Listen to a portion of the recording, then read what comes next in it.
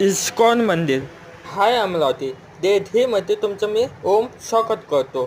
तर मी चहा घेतला आणि निघालो इस्कॉन मंदिरासाठी.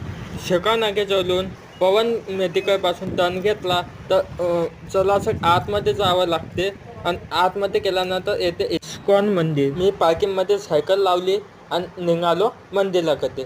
तर जाऊया आतमध्ये. मंदिराचा परिसर खूप मोठा आहे.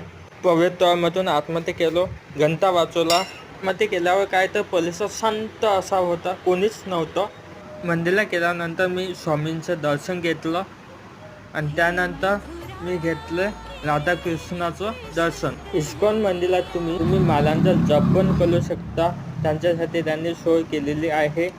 मंदिराच्या बाजूनच संकटमोचन हनुमानजीचं मंदिर आहे. तर हनुमानजीचं मी दर्शन घेतलेलं आहे. अशाच व्हिडिओसाठी मला फॉलो नक्की करा. भेटूया सोमवारच्या व्हिडिओमध्ये. बाय.